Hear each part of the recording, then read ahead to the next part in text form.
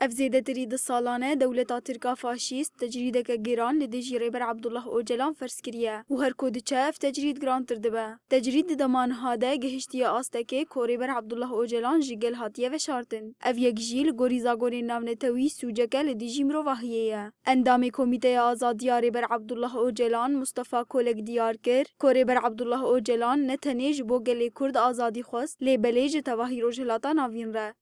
برای سریکته تیکوشینا ویدا نه تیکوشینی که جبونا آزادیا کرده تنه از بارم تیکوشینی که جبونا آزادیا همی ملت روجالات ناوینه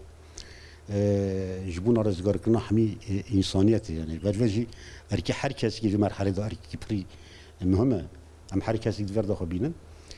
برویجی گرک ام بین گرک هر کسی که انسان خدان اخلاق انسان خدان وجدان انسان دموکرات خواز انسان آزادی خواز و مرحله از بارم گرک کین بهتر هر کسی ورکی خود تیکوشی نخوا هروها مصطفى کولک تکسکر کو اوه که کمیته آزادی ریبر عبدالله اوجلان پیوسته هم بهتر کاری خود آلیه سیاسی و ایدئولوژی ده پیش بخن و آساته کوشینه بلند بکن. آزادیا سروک آب و آفیزیکی پیوستی که پریم هم مجبو کرداج جبو گل روجات تناوی جبو انسانیت جی از بارم گری که هر کسی گری فردا امروشا او به ارکی خوا بامکانات خوا به طاقت خوا